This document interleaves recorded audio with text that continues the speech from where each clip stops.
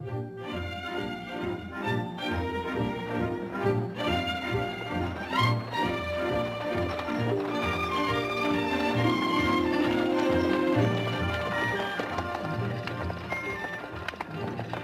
on, Mr. Salazar. Breathe. That's California air.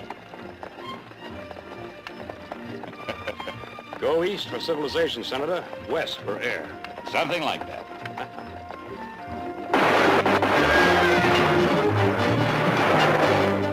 Put it over to the side.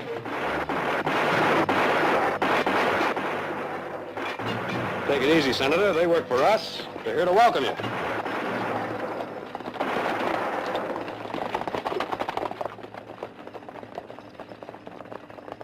Oh, I'm sorry, Senator. I thought you'd be pleased. Oh, Nick, it's not your fault. You see, there's been a threat. A threat on my life. No more surprises, Mr. Barkley, please.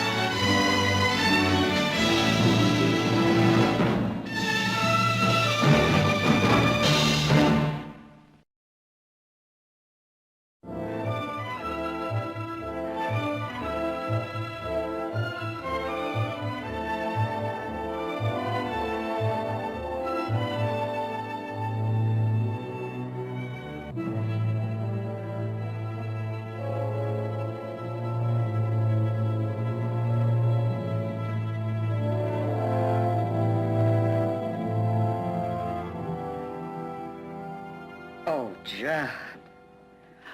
Judd, you shouldn't have. Mother, it's so lovely. She's lovely. Thank you. You know, I was just about to say it's good to be back home. And it's true. I almost feel as though California were my home. Now pour me some of that good California wine. The good California wine we ship back east.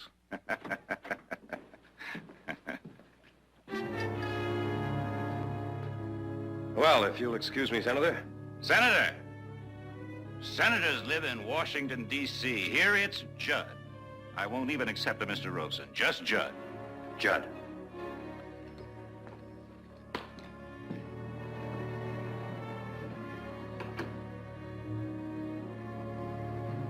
Mrs. Barkley, if the senator's room is ready.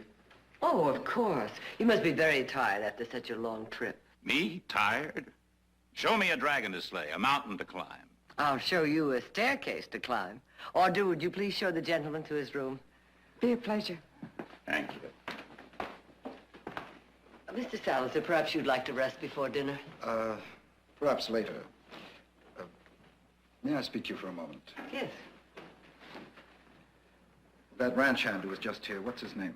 Oh, Walt Tompkins or Thompson or something like that. I'm afraid something like that isn't good enough. I'd appreciate if you'd find out everything you can about him and about every other worker on the ranch. Well, may I ask why? Please understand. A man like the senator, wherever he goes, whatever he does, the nature of his office, his responsibilities goes with him. They follow him. But that isn't all that follows him. Personal enemies, threats against his life. There is right now a threat against the senator's life. And we have reason to believe this time there'll be an attempted assassination. Oh, that's difficult to believe. Judd is so revered, so loved. And hated and feared, like all men in positions of power. Think of his life. A gunman, a town tamer, a lawman, United States Marshal.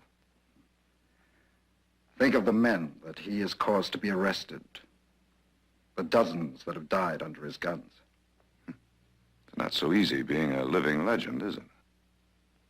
I advised him against this trip. He insisted. You're his best friends. He loves you. I think he feels safe with you. I hope and pray he's right, because his life is in your hands.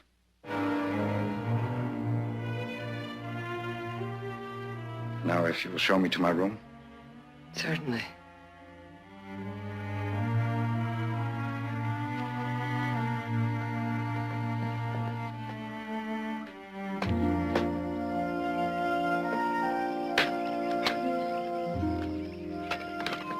Judd, that's enough. Yes, I guess I'm getting a little carried away. Well, just carry enough to heat the coffee.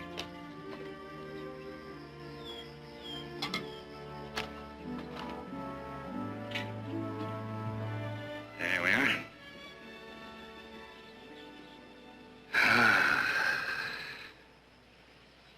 You know, for the first time in years, right here, right now, I feel young again. I'm glad I came, Victoria. I'll second that motion. Salazar and some of my advisors tried to talk me out of it, but I wouldn't be talked. No, sir, I had to get right back here, right where it all began. Get a chance to breathe. Begin to renew myself. Well, don't expect any sympathy from me, because you never looked better in your whole life. Well, that's good to hear, even if it's not true. 'Tis true. Well, I'd hate to have to ride out after the Manville gang tonight to prove it. Well, thanks to you, there's no Manville gang to ride after tonight or any other night. You thank me. Heaven knows how many. Oh, Judd, be careful.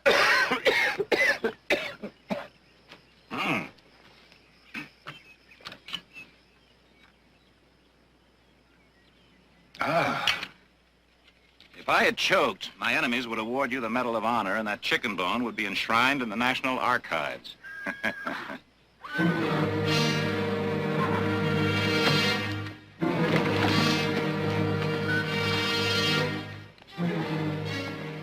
Did you see him? Yes. The same man. Tompkins.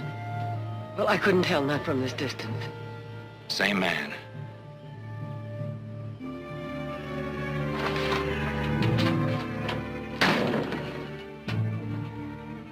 Evening, Walt. Evening. Well, looks like the boys went off and left you all by your lonesome, huh? It's Saturday night. You know how that goes. Uh-huh. You're, quite a loner, aren't you, Walt? Well, that's my privilege now. Yet for a man who likes his privacy, you get around quite a bit, don't you? What's that supposed to mean? Oh, you got any questions? You far away. I haven't got anything to hide. You were out on the East Range this afternoon, weren't you? Look, you know where I was. I was out collecting strays on the North Ridge. Well, while you were out on the East Range, did you see the senator or my mother? Look, I told you where... Well, Heath sent me riding back here. I may have cut across the East Range. I don't rightly recall. Walt, I asked you while you were out on the East Range if you saw the senator or my mother. Now, that's a very simple question, isn't it? Well, maybe I did. What does that prove? Nothing? Yes?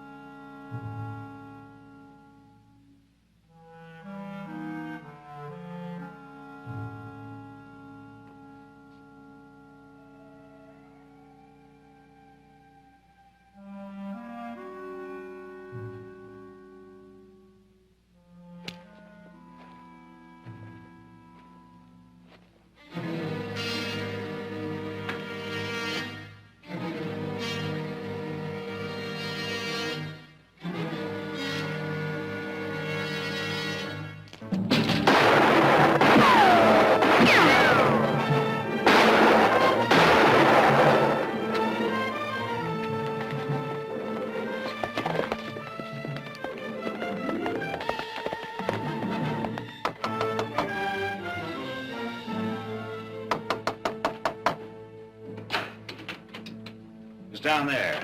He started climbing up, heard me coming, and ran off. I'll check the bunkhouse, see if anyone's missing. That won't be necessary, Jared. It's that same man, Tompkins. I saw him riding out. At least now we know for sure. We'll leave in the morning. No. He's only one of them. There may be many more. In Washington, we're protected. I say we're staying. No assassin is going to drive me out. We're staying.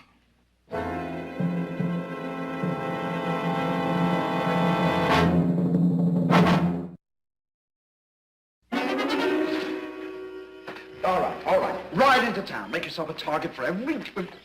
All right. Go. But at least let me go with you. Nope. I promise you, I won't interfere with your pleasure. Part of my pleasure is to be left alone. Che circo! I heard that. Next time, make it in English, loud and clear. You're stubborn. I don't know what I'm going to do. That's better. Much better. Mr. Barkley, are you going into town? Yeah, need a lift? Thank you. Mr. Senator, it seems like you have a ride into town. Thank you, Salazar. All right, Heath, let's go.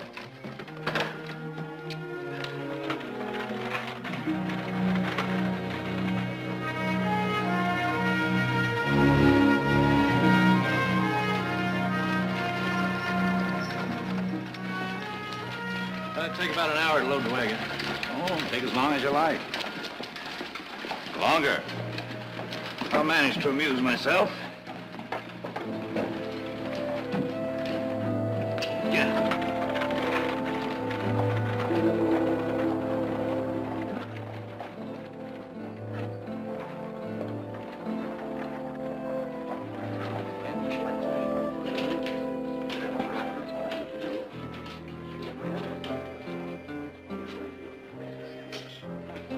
Whiskey.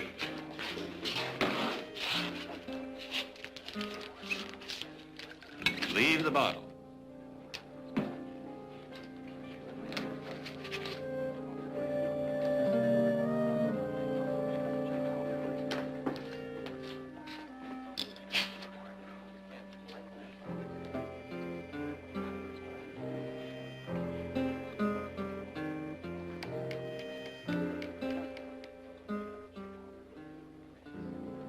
Look, pull up a chair or take a walk. I don't like spectators. Not unless they look like Pearl here.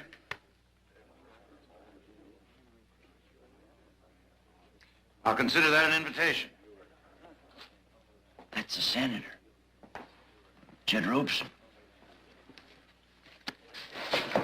Name of the game is 5-card stud. The deal's to you, Senator.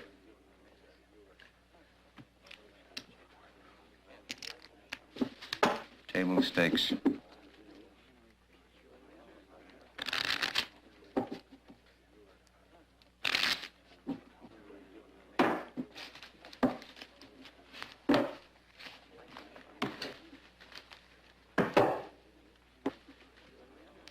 Wait till I tell my wife. It sure is an honor, sir. It sure is. You bet.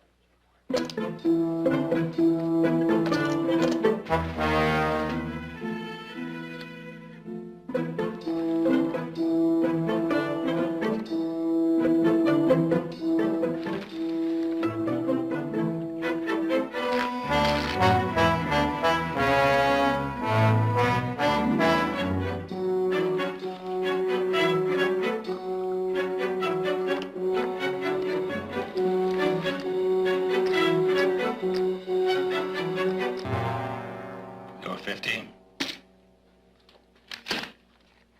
And I raise 100. You've been going for that inside straight all day. Looks like you finally filled it, eh, Senator? Shut up and play!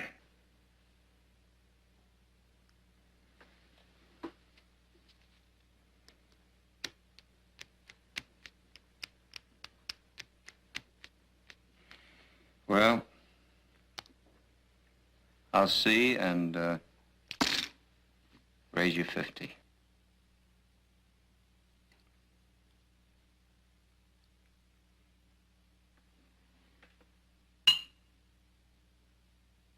Honey, would you get me a refill on this?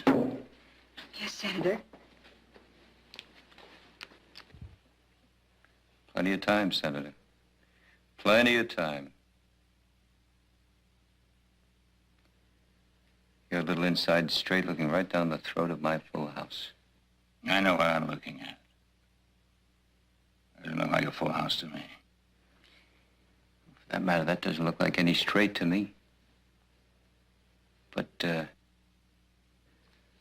we wouldn't try to bluff each other now, would we? Would we? Dude. Dude. You're from the East, aren't you? Are all gamblers from the East called Dude? Look, I'm from Kansas. My name is Frank Keller. It's 50 to you. I know what it is to me.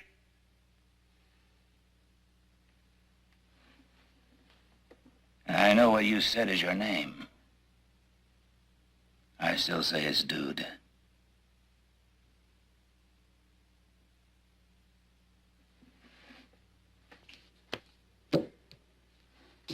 Call.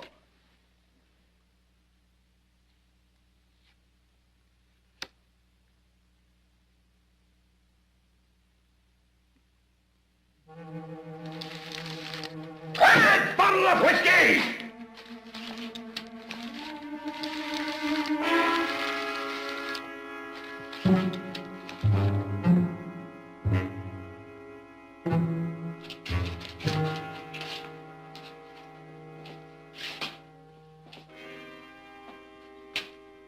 You. You. What's your name? Your name! You talking to me, mister?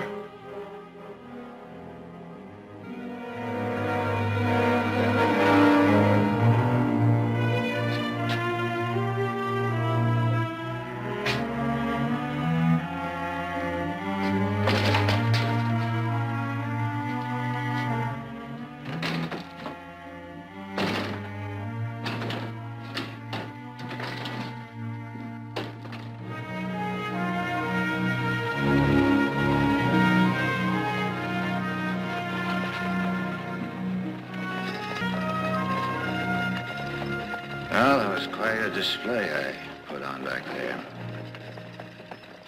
Challenging a blind man. Well, you've been under a lot of pressure, Senator. Oh, I guess so. Acting like a fool who sees ghosts all around him. Blind man. It was said of Judd Robeson that he could ride out, shoot out, fight out, drink any 6 men north or south of the Mason-Dixon line. I'm not ashamed of what I was, what I did, what I had to do. I'm not ashamed. It's time to put guns aside. There's more important things to do now. I'm a senator. A United States Senator.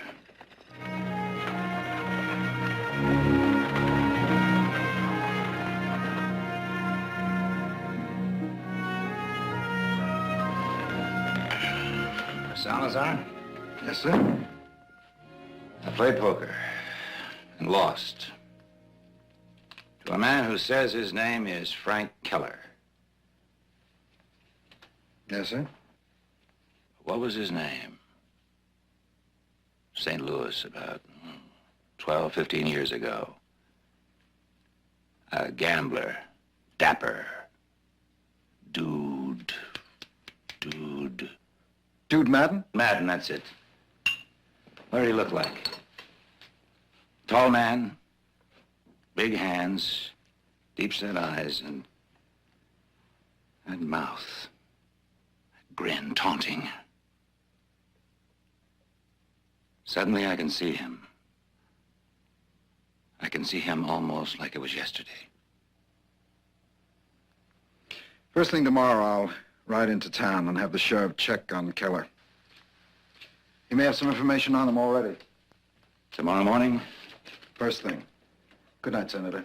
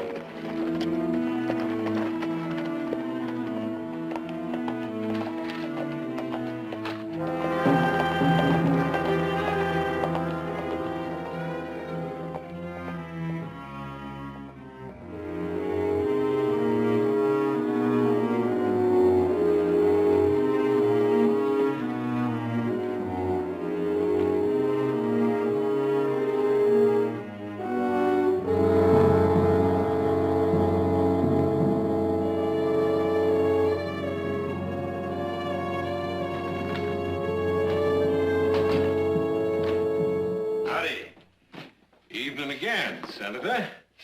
We're about to shut down. Whiskey. Can I buy you a drink, Senator? I'd be proud to. Oh, some other time, thanks. That gentleman I played cards with this afternoon.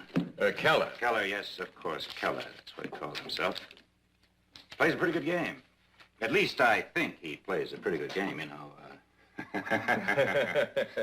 Well, he's played a hand or two in his time, I'll wager. How long has he been hereabouts? Just a few weeks. Any idea where he lives? The hotel right across the street. You looking to bend another deck with him? Could be. Well, you'll find him ready. You think so? But no so. As a matter of fact, he said, if you want another crack at him, he'll be ready.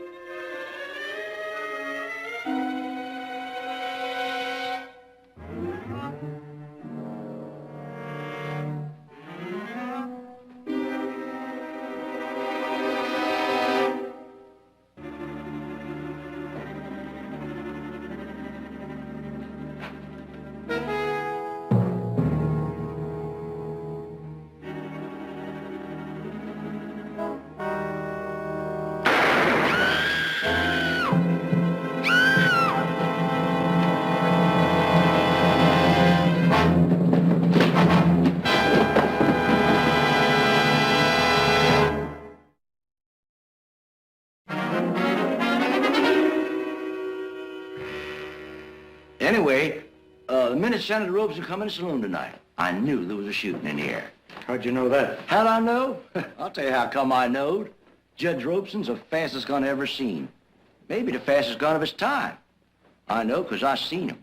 I seen him challenged once in Abilene, Kansas. Judd, he tried to buy out, but this punk kid wouldn't let up. And I seen this look come into Judge's eye. And I said to myself, that kid's done talked himself to death. Now, 15, 16 years later, tonight, I seen that same look come into Judge's eye. A few minutes later, Frank Keller was dead. Charlie, did you actually see the shooting? You blamed right I seen it. I come to the top of them steps, took a peek down the corridor. I seen Frank Keller come out of that door into the corridor, had his gun in his hand, carried it. He was cocked, ready to fire. Judge, he had to clear his holster first, take aim and then fire. But he did it, you get it? He did it all before Frank Keller got off a shot. Not one shot. It was the most fantastical thing I ever seen. Oh, he's the best. Best there ever was. And I seen him in action twice. Jared, anything you want to ask him? No, I don't think so, Sheriff. Oh, that'll be all, Charlie. Yeah, thank you. Senator? Miss? Pearl Adams. I work at Marty's saloon, kind of wait tables. I know where you work, miss. Now, what happened tonight as you witnessed it? Well, Frank, I mean, Mr. Keller, he invited me up to his room for a drink.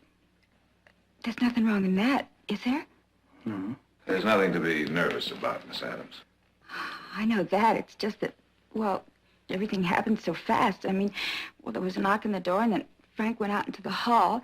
Mr. Hodges said Keller came out of the room gun drawn. Gun drawn? Yes, you said earlier that from the way Frank left the room, you just knew that there was going to be trouble. Now, wasn't that because he was carrying a gun? Is that what he said? That Frank was carrying a gun? I mean, somebody saw Frank carrying a gun? Hmm? Well, then I guess that's the way it was. I mean, I was scared. Oh, I was just so scared.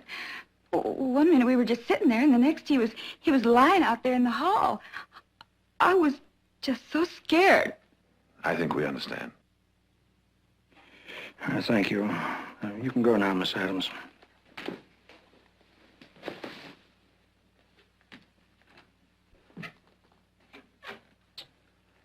I'm sorry to have to get you out of bed, Jared, but I felt the need of a good lawyer and a good friend.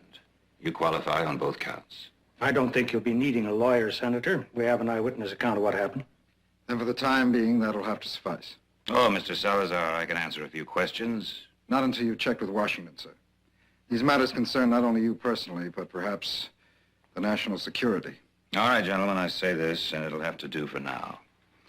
Unless Washington absolutely forbids it, there will be a public inquest. Oh, I'm sure that won't be necessary, Senator. I insist on it. After all, my office does not give me the prerogative to go out and shoot people and sweep the facts and the body under a carpet as if neither were of any import. A human being is dead. The American people are entitled to know why. Well, I don't think the sheriff had any intention of sweeping anything under the carpet, Judd. Very well, we're in complete agreement.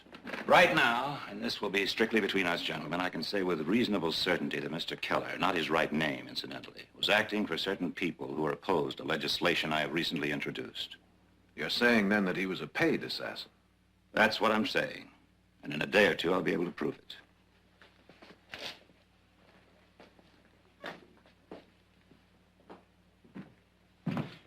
Sir, if somebody's out to kill you, they may have hired more than one man. Oh, they have. Two for certain. Jared, that ranch hand, whatever he calls himself. Walt Tompkins, Sheriff. I'll have one of my deputies right back with you, Senator. Well, thank you, Sheriff. I don't think that'll be necessary. One assassination attempt an evening is all we can expect. I don't believe there'll be any more trouble. Oh, good night. And it's been a pleasure meeting you, sir. Well, under the circumstances, I wish I could say the same thing. You're a good man. The country needs more like you. Well, thank you, sir. Sheriff, I asked you to check out all people with criminal records. Oh, I have some of that information over in my office, Mr. Salazar, if you'd care to look at it. Thank you very much. I'll see you back at the house, Senator. Night, Jared. Sheriff? It's been quite an evening. That it has. We'll see the sun come up on the way back.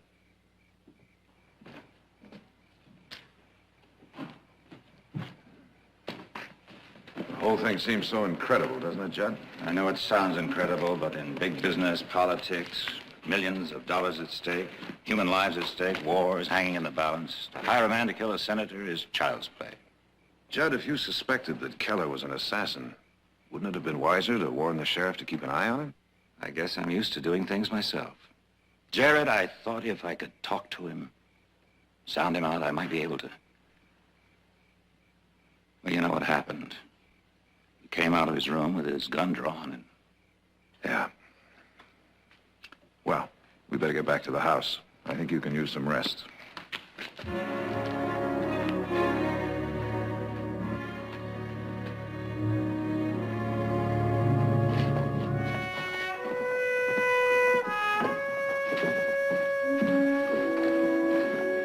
Miss.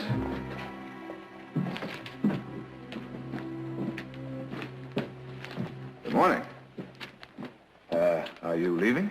That's right. I see. Well, may I? Tell me, does the district attorney know about this? The district attorney knows nothing and wants to know even less. You'll forgive me, but what's that supposed to mean? Oh, come off it, Mr. Barkley. You're the senator's lawyer, his friend. You're part of it. Part of what? Never mind. I have to go. Just a minute, young lady. I ask you a question, and I'd like an answer. Part of what? I want you to understand something. I may be the senator's defense attorney, but both the senator and I want nothing but the truth to come out in that court. So if you know anything at all, to either deny or corroborate that defense, I'd like to... Which was that Frank had a gun, that he was waiting up there in the dark to ambush the senator, that some people paid him to do the job, What a joke, Mr. Barkley. What a stupid joke. Ask anybody who knows Frank Keller. He never carried a gun, never. Can you prove that? I spent enough time with him that I can prove more than that. Besides, I was there when it happened. Remember, Mr. Barkley? Go on. I was in the room. I didn't see a thing. You realize I can have the district attorney subpoena you, force you to come back here and testify. Testify to what, Mr. Barkley? That I could see through a closed door into the hall? Testify to what? No matter what I say, it wouldn't matter. People already made up their mind. By the time you and the district attorney finished questioning me, well, about my line of work, whether I ever spent any time in jail, do you think there'd be anybody taking my word? Come on, Mr. Barkley. I'd probably wind up in jail for perjury. I'm sorry, Mr. Barkley.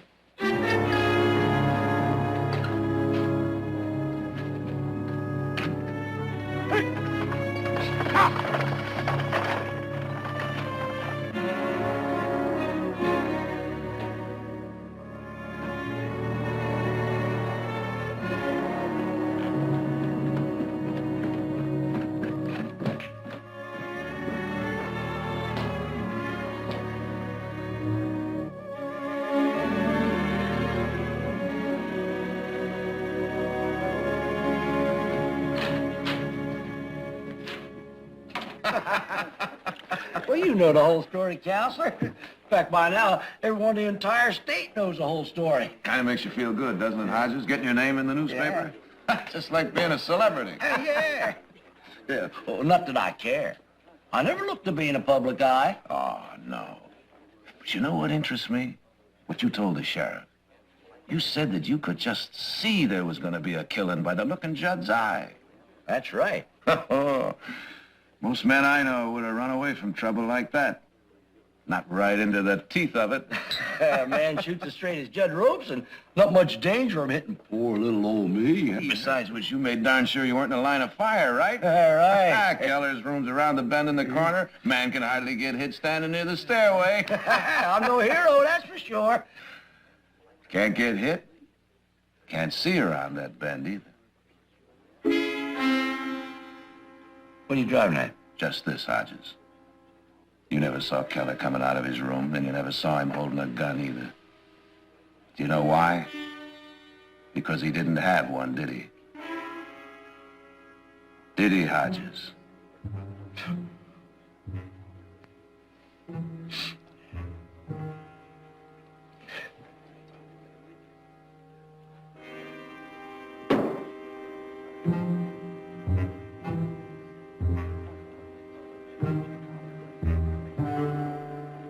I promise you a complete investigation of the mineral rights in this area will be undertaken.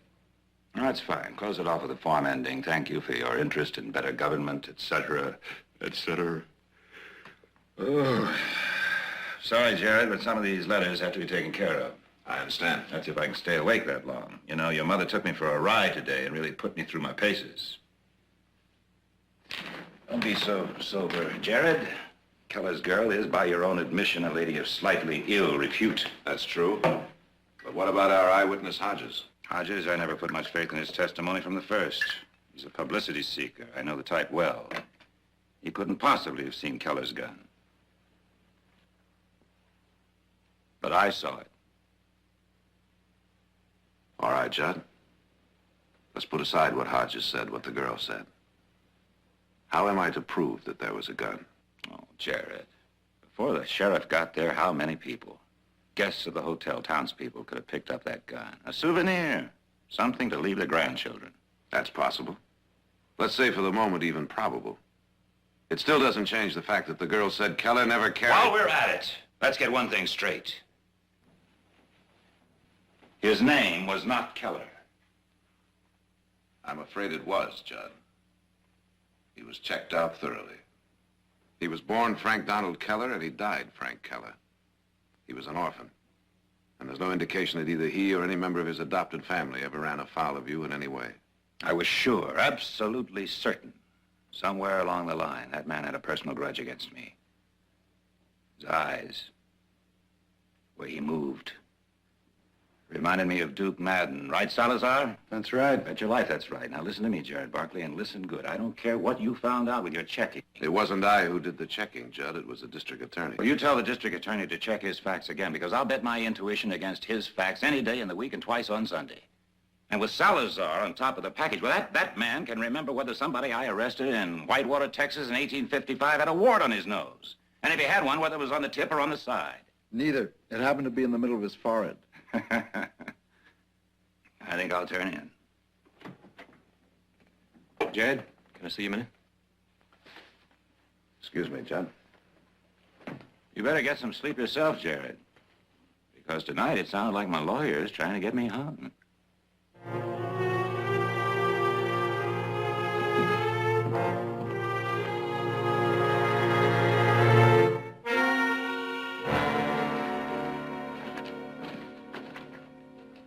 What'd you send for him for? I wanted to see Nick and get my wages. You ran out without waiting to collect those wages. Why? Look, I didn't exactly run. I was run out, Mr. Barkley. What were you doing under the senator's window that night? I was just taking a walk. Just taking a walk, huh? That's right, I was just taking a walk. Look, ask any man in a bunkhouse. For a fact, I don't sleep good. I never have. So once, maybe twice a night, I get up and walk around a bit. You walk around, all right. Not 5 minutes after the senator arrived, you walked right into the house to gawk at him. Look, I was sent to get Nick. And as for gawking at him, he's a famous man, a senator, a gunfighter, and you don't see men like him every day. Maybe. But if it's all so innocent, that still doesn't explain why you ran. Jared in Walt's shoes, taking a walk at night. Somebody takes a shot at you. Maybe we'd have run, too. Jared, in town yesterday, I saw Judd come within 1 second of shooting down a blind man. Look, Mr. Barkley, when I realized that Judd Robeson was shooting at me, and from the first, he'd been looking at me. Look, I don't know how to explain it. It was like he was sizing me up for the kill.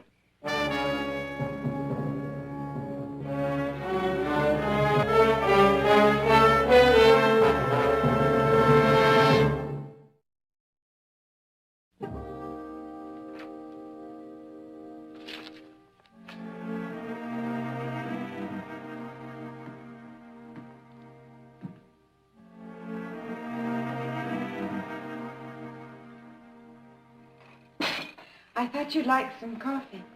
You working on the senator's case? There's some cold beef. Would you like a sandwich? Jared? Oh, I'm sorry, honey. I was 1,000 miles away. I brought you some coffee. Thanks. Jared, what's wrong? You've been in here all day, and if you don't shave pretty soon, You know something, honey? Those pretty blue eyes of yours see a lot more than I thought. Do you want to talk about it? Not just yet. If and when? I may just take you up on that. Thanks for the coffee. Good evening. Excuse me. I hope I'm not disturbing you. Not a bit. Care for some coffee? Thank you. A drink? A drop or two of sherry, if you have it. I think that can be arranged. I hope you haven't been laboring over the impending inquest. As a matter of fact, I was just preparing some notes. Purely academic, but what sort of a case were you preparing? Why academic? The senator, that is, received a telegram from Washington this afternoon. I'm afraid that it's going to be impossible for us to remain here for the proceedings. I see. What you're telling me is that you've simply decided to cancel the inquest. I'm afraid we must, much as it pains the senator to do it. If my memory serves me, Mr. Salazar, it was the senator who asked for the inquest. As a matter of fact, he insisted on it. Mr. Barkley, it was a mockery at best. The facts of the case were public knowledge. The verdict was a foregone conclusion. Was it? Well, you were to be his defense attorney, Mr. Barkley. Surely you know that the killing was justifiable homicide, self-defense. It's excellent sherry, Mr. Barkley. Excellent. Thank you. Good night.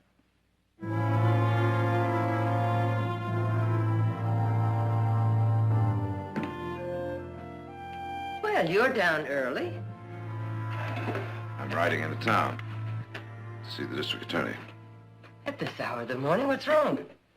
You heard what happened about the inquest? Why, no Judd's been called back to Washington.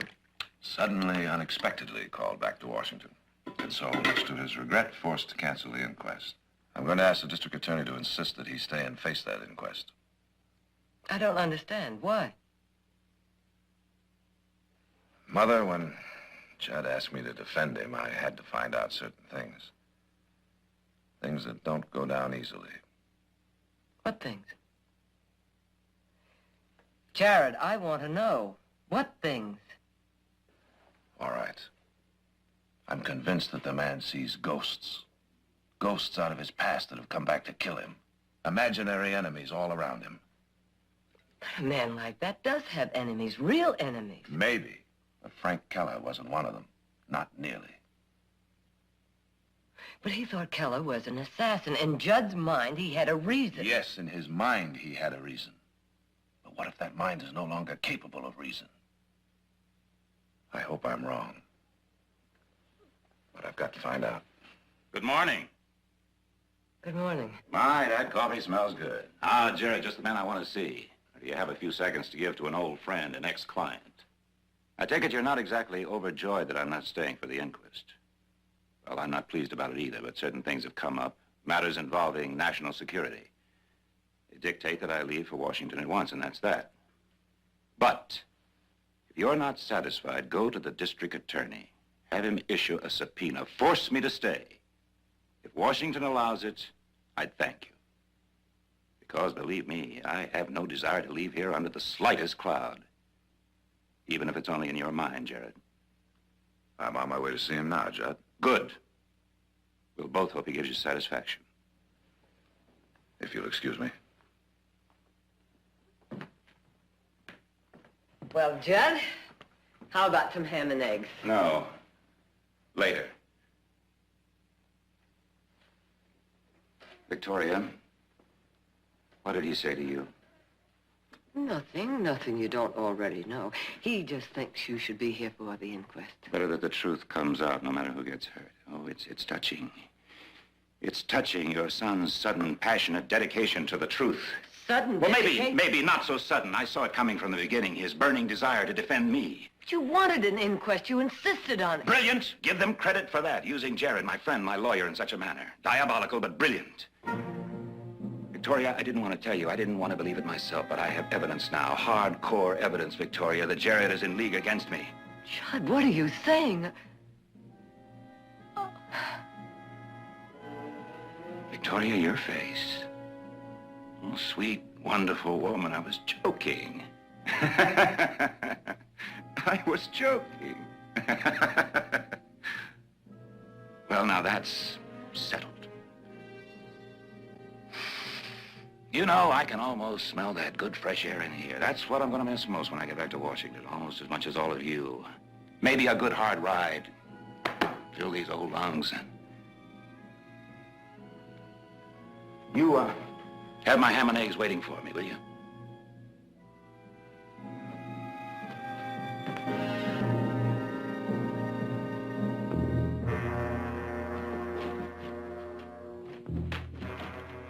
Oh, Mr. Senator. Mr. Senator. You can finish packing. I'm going out for some air. Oh, but Some fresh air, Mr. Salazar, if you don't mind. Of course not, Mr. Senator.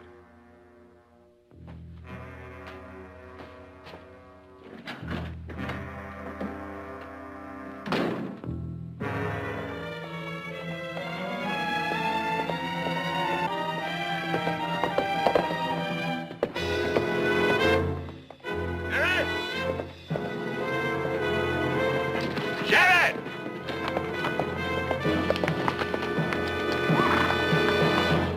What is it, Judd? Been thinking about your little ride into town.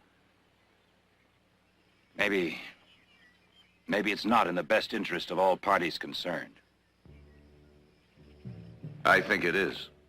You're trying to get me hung, boy. We both know that now, don't we? You and your friends. You've been bought out, Jared. You're in the pay of the devil. You and your big business interests, your vested interests. You destroy me rather than see my bill passed into law. I don't want to hurt you, Jared, but you're misguided and so dangerous. To yourself, to me, to this great country. We're old friends, Judd. You and your fellow assassins.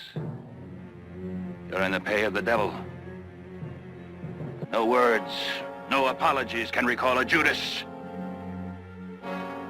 Jared, it's too late. I'm not armed, Judd. It won't be as easy with me as it was with Keller. There'll be no witnesses to say I drew first. Oh, Jared. Jared. Why couldn't you have let well enough alone?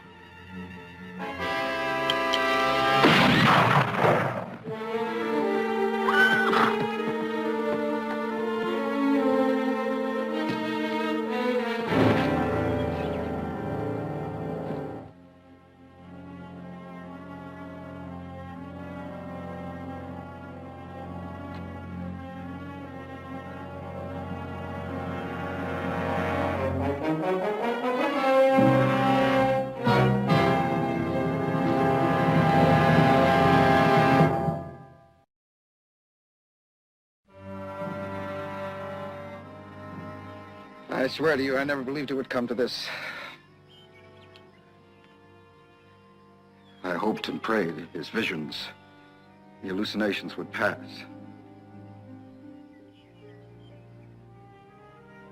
He was a great man. How does one believe that such a man has fallen? It wasn't easy for me watching him disintegrate before my eyes.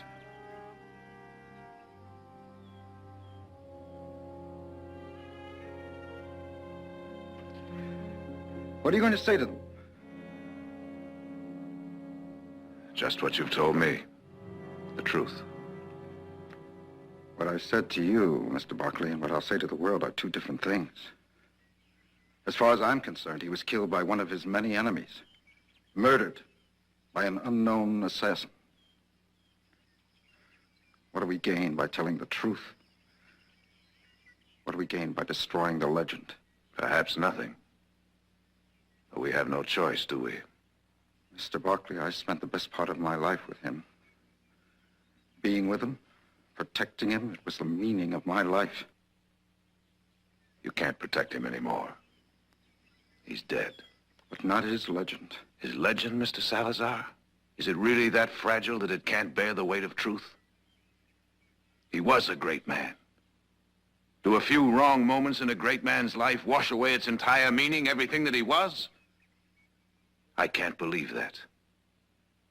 But that's a judgment we'll have to leave to history. I'll have no part in rewriting that history.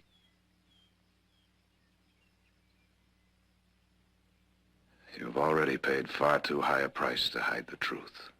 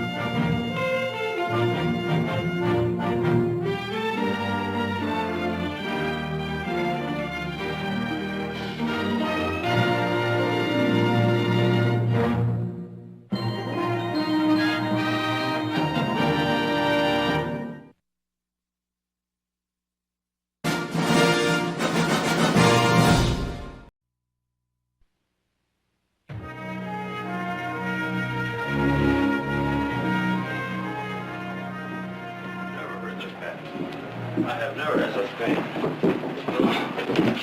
Well, I keep telling you, Nick, why don't you go in the dentist and have him yank it out? Well, maybe it don't have to be yanked. Well, then what's it ache for? This bad weather always sets in that bad tooth. Well, now, look, we're here. It won't take but a minute to go in and have it yanked out.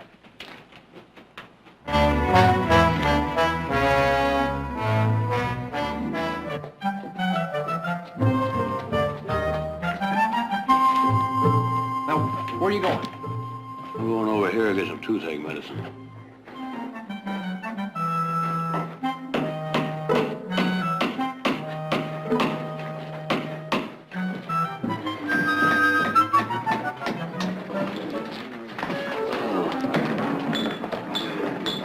Give me a whiskey. Oh.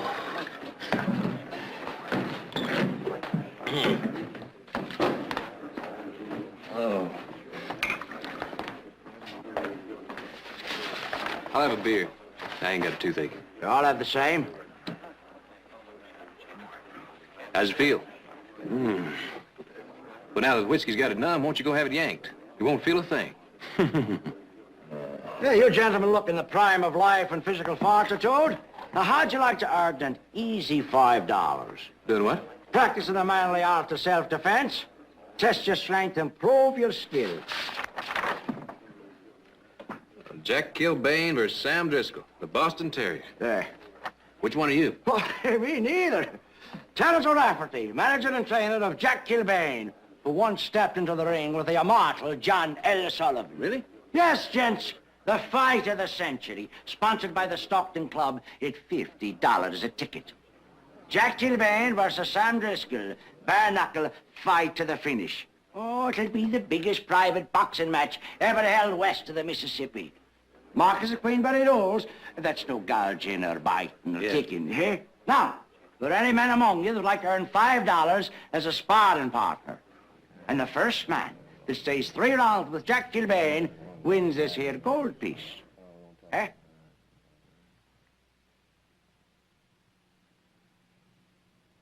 Oh, now, surely there must be some among you that have done some fighting.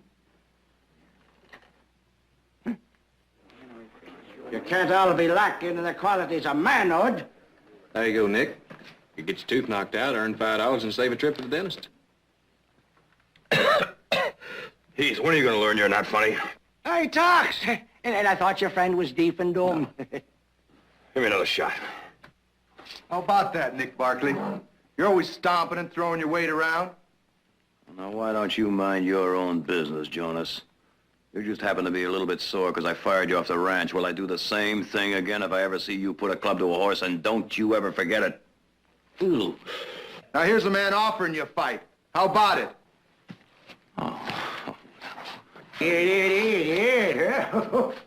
Didn't want to start no arguments. If Stockton doesn't have a man to go 3 rounds with Jack Kilbane, I'll just keep me gold piece. We'll send to Sacramento for some men. Well, I guess it's up to me, Nick. Where'd I sign up? Well, what do you want to do that for? What do you want to fight for? I used to box in the Army. What do you get for it? You get your brains knocked in while some yahoo watches. Well, it might be a shame to turn the man down. People might think there ain't no pride here in Stockton. Pride? Besides, the ideal of a Barkley knocking out the great Jack Kilbane, that kind of tickles me. Right here? Now, wait a minute. If anybody's going to fight in this family, it's going to be me, Nick Barkley. Oh, fine, fine. I'll see you at Brown's Warehouse in 20 minutes.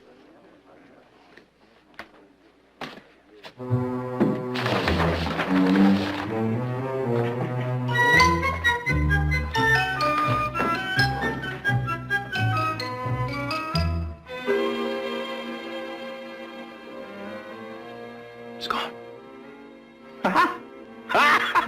It's gone! It's gone!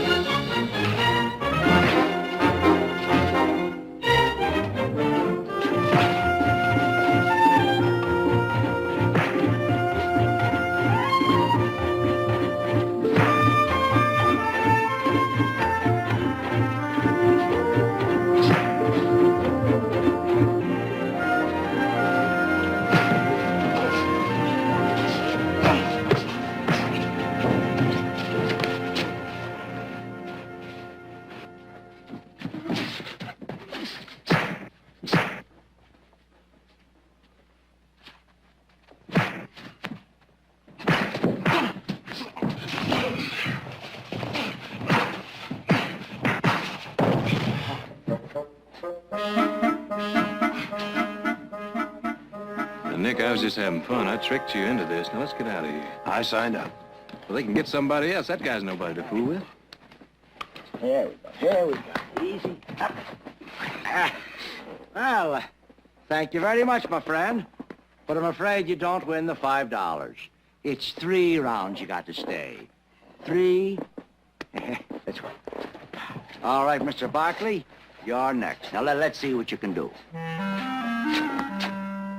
Well, he hits pretty hard. I may not be able to be much competition. You wouldn't be trying to back out on me now, would you? I mean, no. Nick, you don't have to prove anything. Use your head. Can't use my head. Marcus of Queensberry rules you can't butt a man. Can't use my head.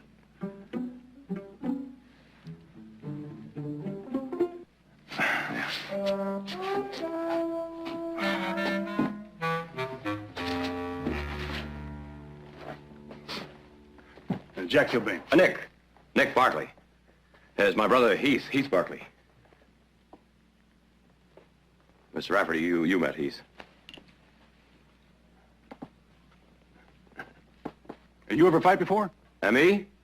No, well, just Army tournament stuff, nothing too much. Hey, mister, I'd like you to try to box Jack. Yes. Make a move at you. Yeah. Now, don't be trying to take him out with one punch. Oh, no. Oh, that way you may last a few rounds, eh? Right. Now, Jack, I'd like you to move around a bit. Hold up on a punch. Make it last a little while. Yeah, sharpen up your timing. You need it, eh? Oh, yeah.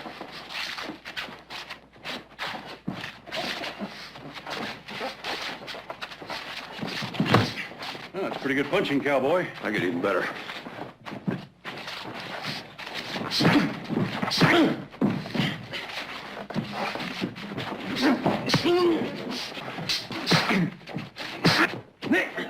Nick, that's enough.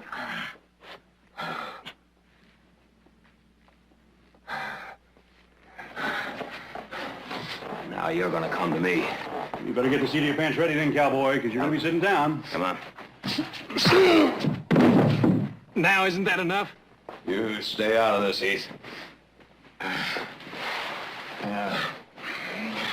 Oh, Kilbane. I'm gonna get you with one of these if it's the last thing I do.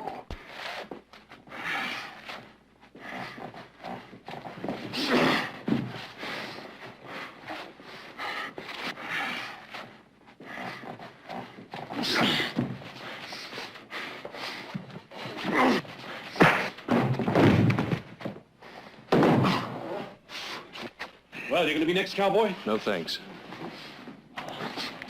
Rafferty, I've had it for one day. I think I've had plenty. I don't know about you.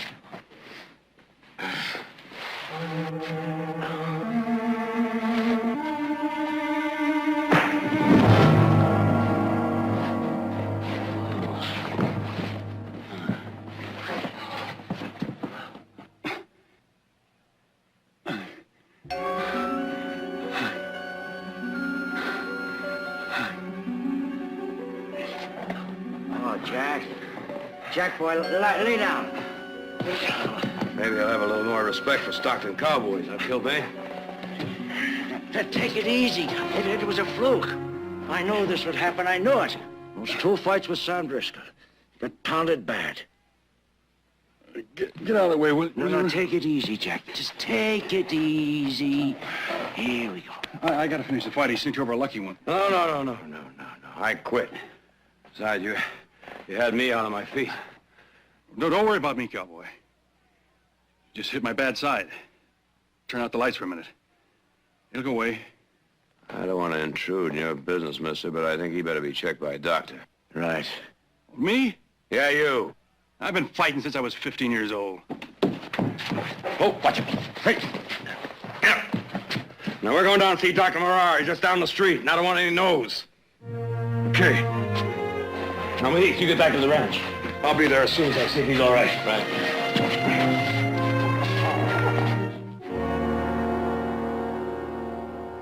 Doc, I tell you, I can see as good as anything. Oh, well, you just quiet down, stop arguing. Now, follow my hand with your eyes. No, don't move your head.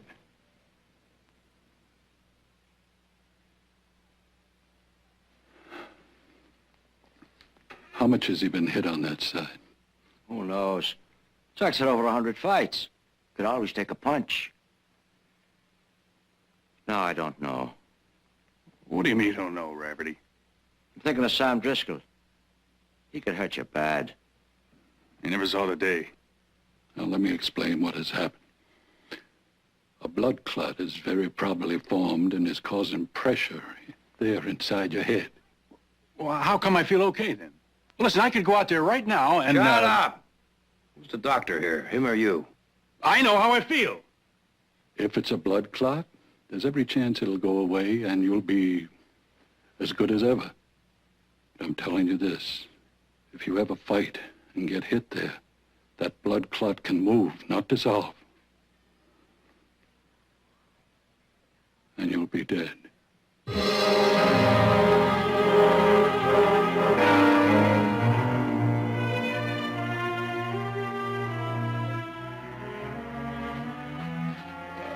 How do you know? Can you see inside my head? No, Mr. Kilbane, I can't. But I know something about concussion. We'll cancel the fight. Cancel a fight? After I put up the guarantee, every red cent I've got. Jack, it makes no difference. You've got to quit now, right now. Shut up, Rafferty. Quit talking like an old lady. There's a man in San Francisco who knows more about these concussions. Get him. Oh, wait a minute. I got no money to pay for any doctor from San Francisco. I'll pay for it. Get him. And a pig's eye you will. I pay my own bills. Now, get out of the way. Jack, you've got to listen. Look, I know we're broke, but quitting's better than putting your life on the line. Think of marrying Johnny. I'm fighting Sam Driscoll. And you're fighting him alone. I'm taking the next train back to New York.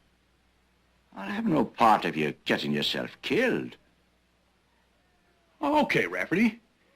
Go ahead. Go ahead. Go walk out on me. I don't need you.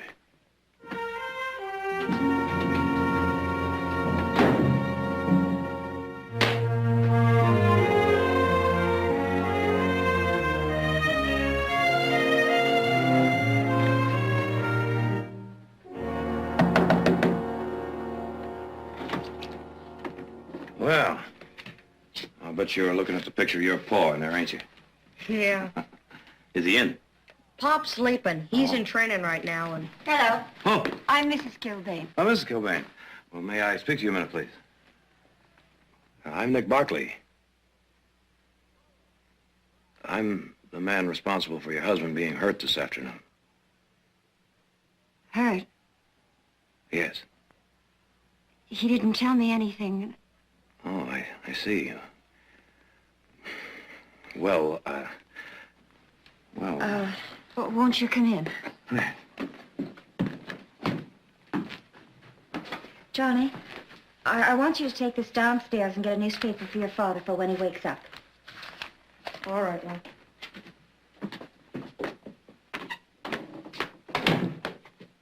Well, where was he hurt? in the left-hand side of his head, where Driscoll hit him before. Doctor says if he fights again, well, he could be hurt pretty badly. Oh, dear God. Well, you've got to make him quit. And if you're worried about the guarantee money you put up, there is a way of getting that back, you know. My brother's a lawyer, and... I'm not looking for a lawyer, mister. Well, the doctor said you're in no condition to fight. I'm in good enough condition to throw you out of that window. Now get out of here. Jack, honey, you didn't tell me anything about getting hurt. If a doctor told you to quit, then what? Mary, since we're talking over family business in front of strangers, I'll make you a promise. After I beat Driscoll, I'll quit. Now, you can put Johnny in school like you wanted to, and we'll settle down. But don't ask me to cancel this fight. Now, what good is that going to do if what the doctor says is true, and you get killed? I've had over 140 fights. Nobody's killed me yet. And one lousy punch almost did it today, and it was my lousy punch. And I don't happen to like that. Well, what do you want me to do, crawl on my belly? Ask her brother for a job at his saloon tending bar? You seem to be more worried about yourself and your wife and your son. You take on a lot of nerve, cowboy. Just because you landed one lucky punch. All right. All right. Will you take a job? That is, if you're not afraid of work. Jack, listen to him, please. We got an empty house on the ranch. You can live there and earn a very decent wage. Oh, I'm not a ranch hand. Well, at least take it until you decide. You don't have to give up anything. You can go on training. Now, ranch work is the greatest builder in the world. Keep you really in shape. Jack, please. If you want to give it up later, you can. Go back to what you want to do. You can go back to fighting. But give it a try. Hi, Pop. I brought you the paper. Say, you ought to hear all the people in town talking about you. The way you fought Sailor Haggerty and Sullivan and... What are they expecting, huh? Ma'am?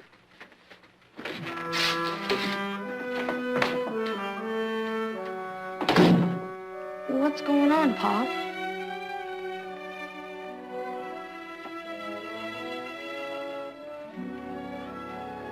Well, we're gonna go live on a ranch for a while, son.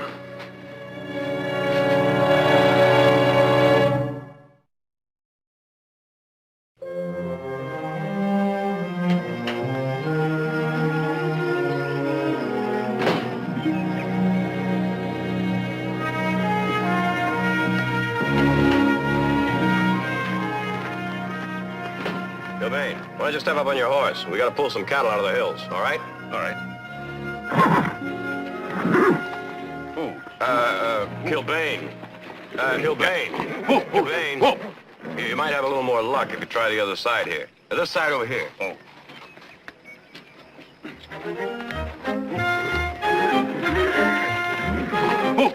Whoa! Jack! Jack, the rain.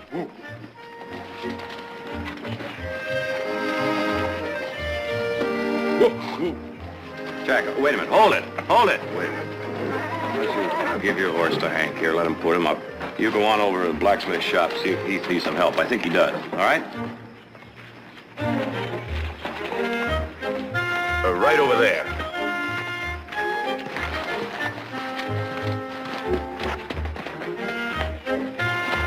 Come on. Get up.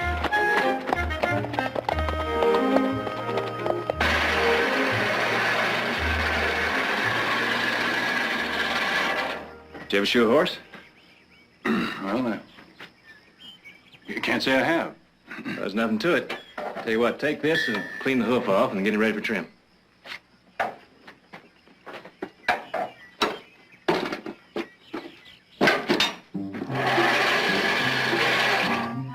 Go ahead.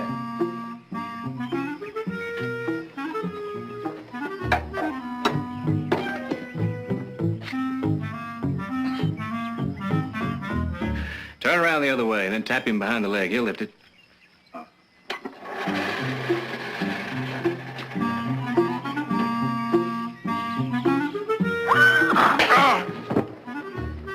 Hey, you all right? Yeah, I'm fine. Next time I may tap him on the nose.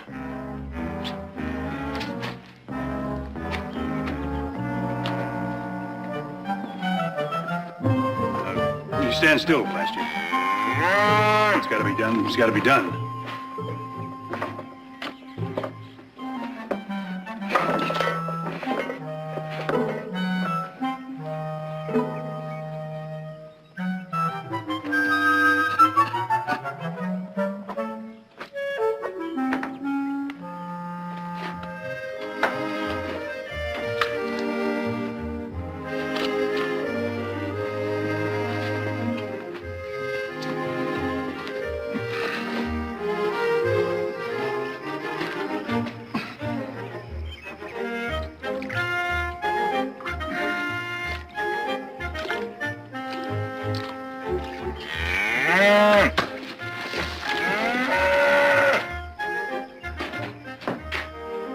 I'm sorry, Jack. I should have told you you have to hobble a cow before you milk her. Well, I'm not a milkmaid, Nick Barkley, nor a farmhand. I'm a fighter. No, wait a minute. There's no reason to get upset. Cows are like some fighters, you know. You gotta outwit them. Now, you're not gonna let a cow beat Jack Kilbane, now, are you? Not without a good fight.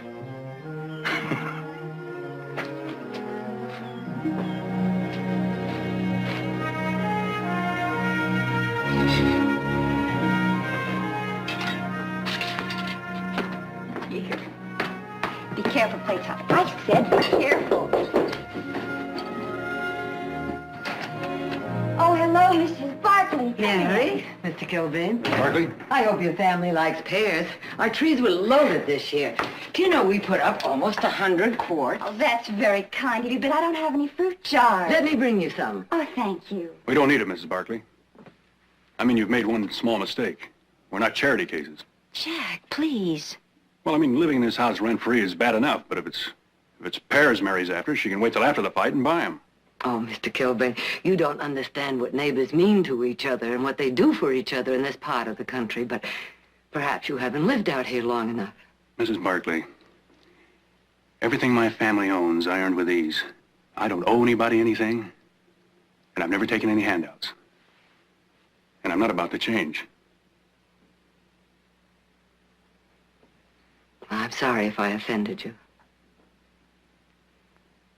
Mary?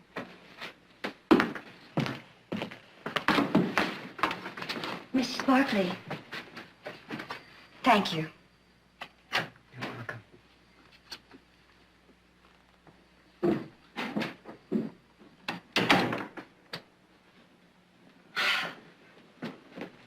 Jack, how can you be so bullheaded?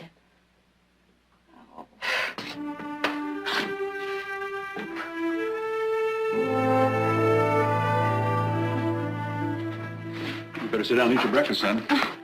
You too.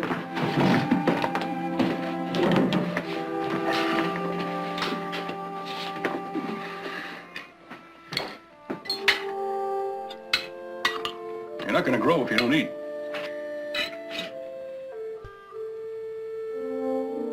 You're not sick, are you? Johnny? What's the matter with you? Pop, how come you hang around here doing ranch work?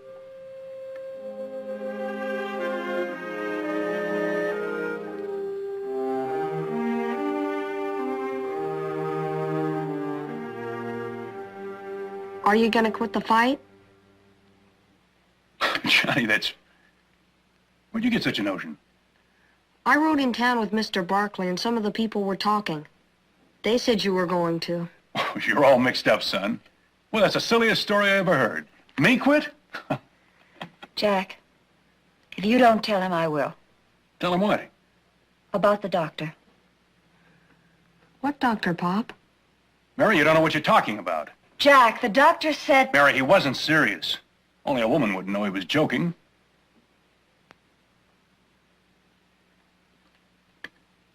Pop? Is there something wrong? Oh, no. The doctor said something about my head, but he was kidding. As a matter of fact, I'm in such good shape, he was going to put a bet on me himself. Now, you eat your breakfast.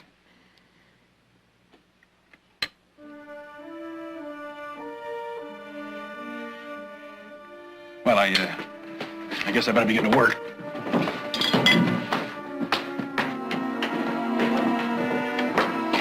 Jack, you're lying.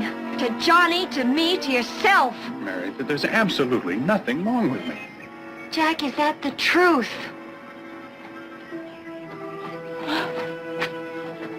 Oh, Jack, don't be wrong. Please. Oh, please don't be wrong.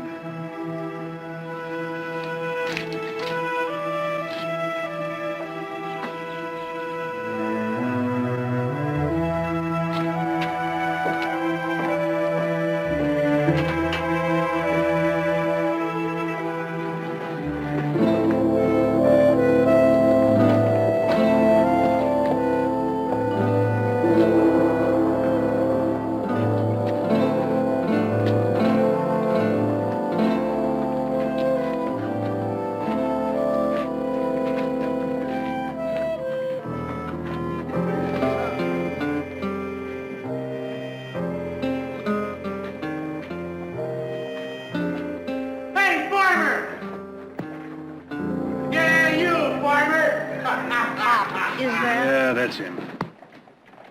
Hey, look at that. Kilbane got himself a job loading wagons. What are they paying you, 2 bits a day? Sweeping out barns and milking cows. Finally found your proper calling, eh, Jack? Well, I see you still got the same big mouth, haven't you, Driscoll? Hey, I hear you're backing out of the fight. What's the matter? You scared? Say, those jobs are so hard to find. Maybe I can put a word in for you. Sweeping out saloons. Or you can put your kid out in the street dancing for pennies. Hold it! Hold it! Hold it! There's no money in street fighting. Oh, what about it, Kilbane? You gonna back out? All right, Jack. Come on, I just want to get you riled up. Now, come on. That's where you were wrong, Driscoll. You're gonna get all the fights you can stomach. Where's Flaherty, his manager? He had to leave town.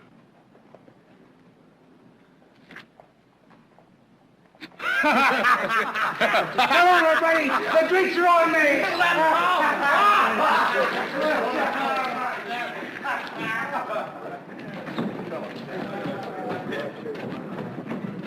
Let Come on, forget it. Come on. Oh, we better get our stuff. We're gonna be moving back into town. We got a lot of training to do.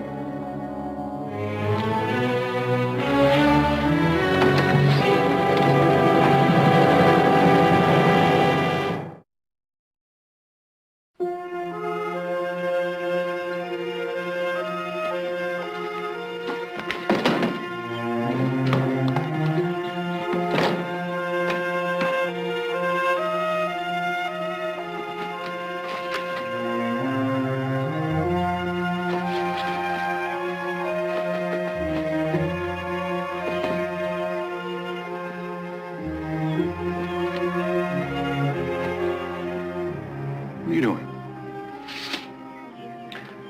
What would you do if a man called you a liar? Try me and find out. You're a liar. You said you weren't hurt. Yet you didn't see the handle of this fork. Matter of fact, you can't see anything from that side now, can you? Get out of here with your tricks, will you? I got a fight to train for. Jack, if there was a chance to get out of this, would you take it? Not a what? Don't play dumb with me. You're not in this thing to win. You're in this to get your guarantee money back. Because you don't have the train fare to send your wife and boy back to New York. I'm fighting because I'm a fighter. All right. If there was a chance to get that guarantee money back, would you take it? Driscoll would see me dead before he'd give me a nickel. Well, what about widow's money for Mary, in case that blood clot all of a sudden decides to break loose? Get out of here. You got nothing to say to me. All right, all right.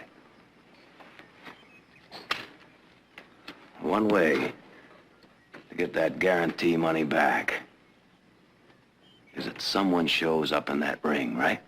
Yeah, that's right. All right. I'll fight Sam Driscoll. You? Yeah, me. You don't belong in the same ring with him, cowboy. More than you do. You still got that blind side. Well, just don't worry about me, eh? Come on, get in the buggy, son.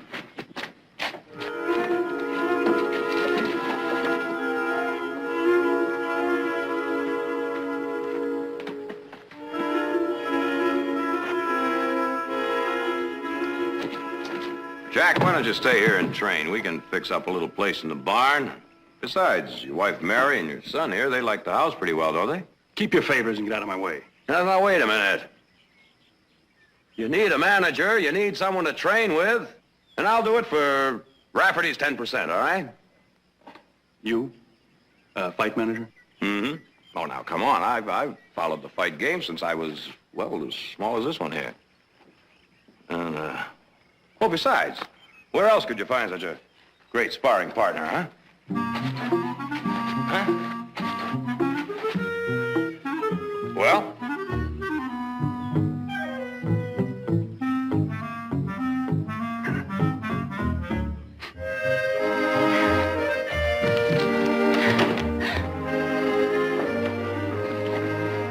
There you go, son.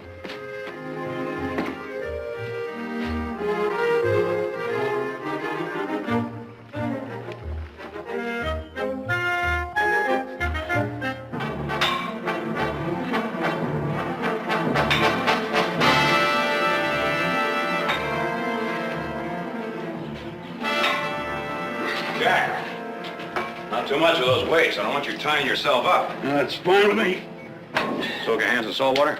Yeah, Brian, you think enough to pickle a hog. One split knuckle will be the end of it, you know. Now, don't worry about that. All right, start punching his bag. Make believe it's Driscoll. Keep punching till I tell you to quit. Go ahead.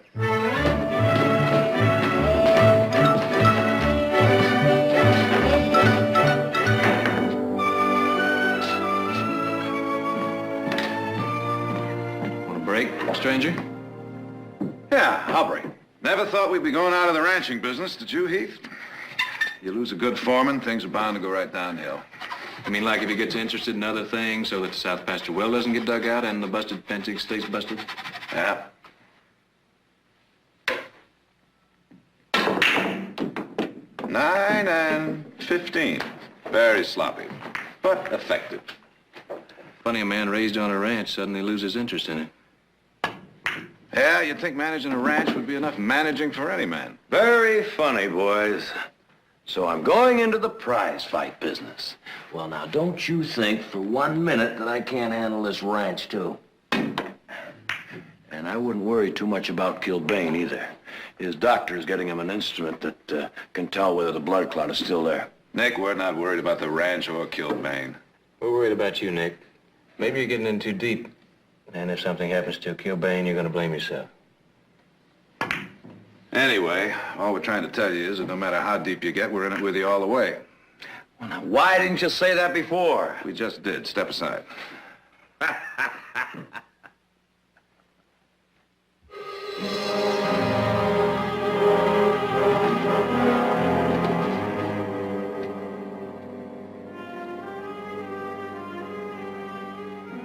Jack.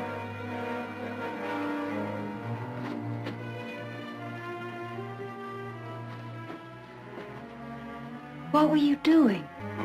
Reflexes. I was seeing if I was dropping my shoulder or carrying my chin too high. Why were you moving your hand in front of your face? Well, I told you, Mary, reflexes. Is that all? Honey, Nick's waiting to take me to the Jack, fight. I don't want you to fight Driscoll. Mary, I told you, it's for you and Johnny. It's the last time. I don't want you taking chances with your life. You tell Nick to call the fight off. Don't ask that. I am asking it. And if you don't, I'm going to take Johnny and go to my sister's in Sacramento. Mary, I mean it. Mary, I haven't got time to argue. But you'll see. I'll take Driscoll inside of 5 rounds. Jack, you know I love you. Then you'll stay?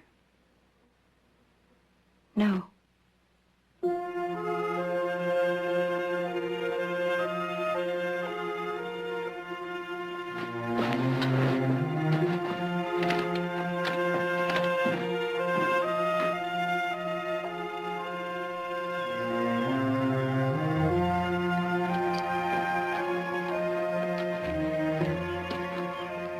Well, Heath should be back pretty soon. How do you feel?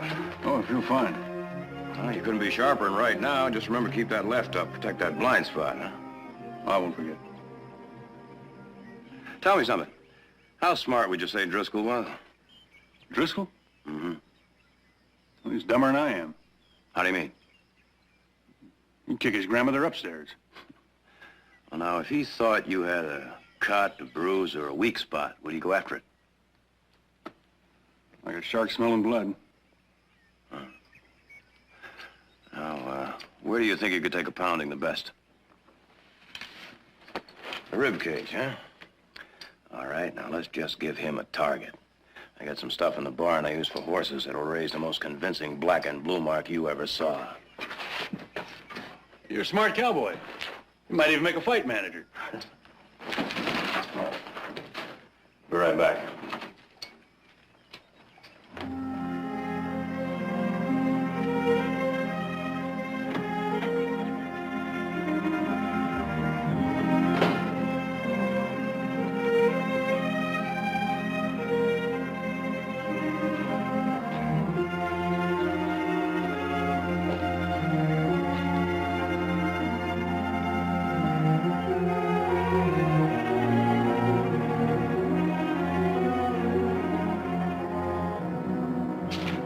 Today's a big day, huh? Yeah. How's the eye? I'll be carrying my left hand high. He won't land on me. No, you're gonna protect those ribs. You show him you're scared of that left side, and he's gonna pound you there all day. Now, Jack was telling me that Driscoll is like a shark, so we figured we'd give him a little bait. Was this part of the strategy? Uh-huh. Come on, I'll tell you about it on the way.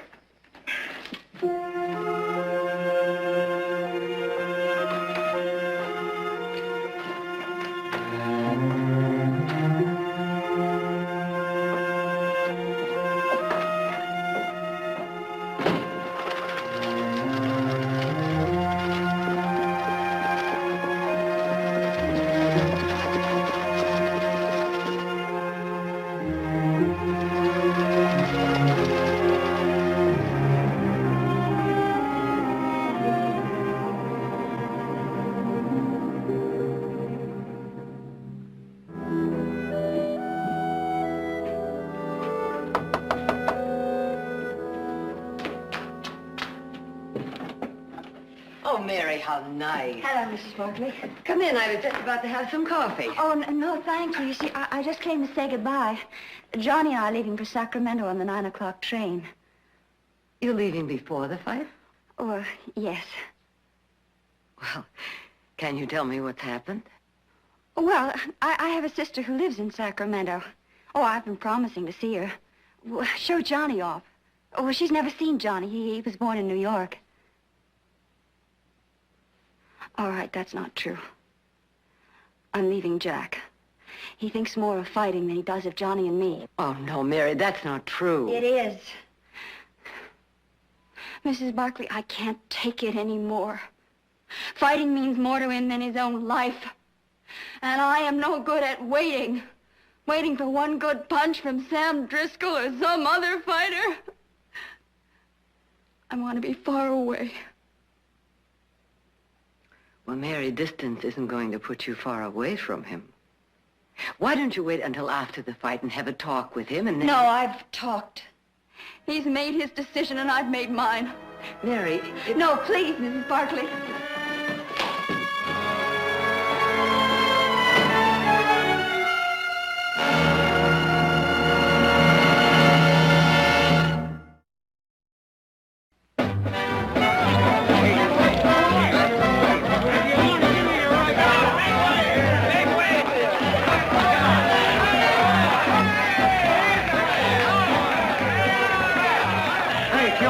I saw your wife at the train station. Looks like she got sense enough to leave a loser.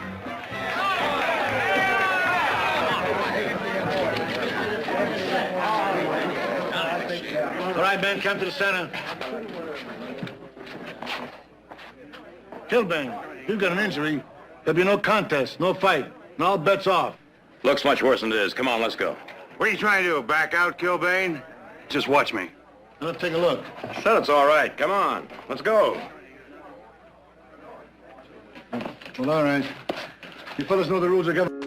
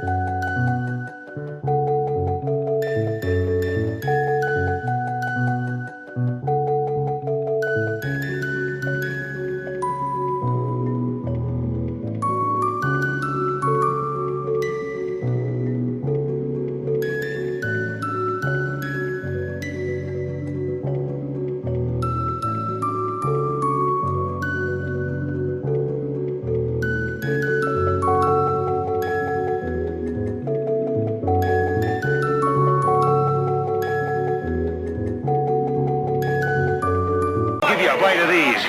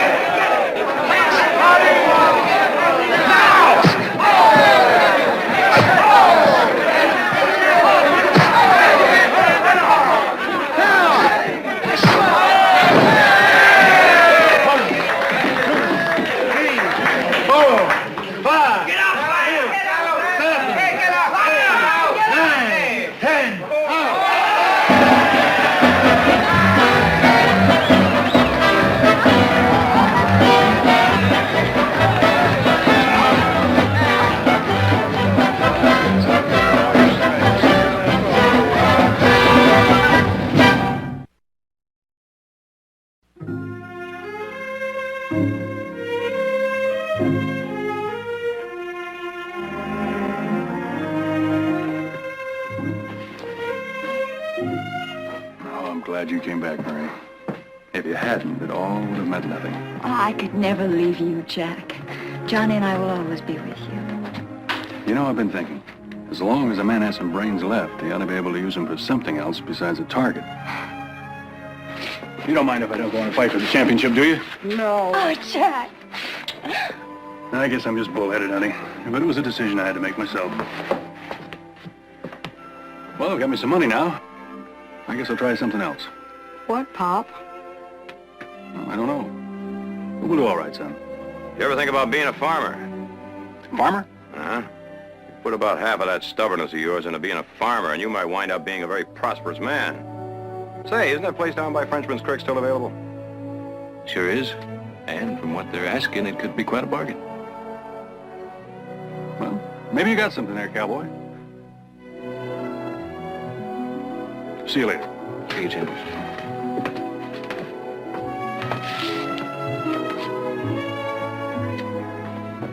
Oh. Oh, no. Oh, not that tooth again. Oh. Come on, I'll buy you a beer. Whiskey. Oh.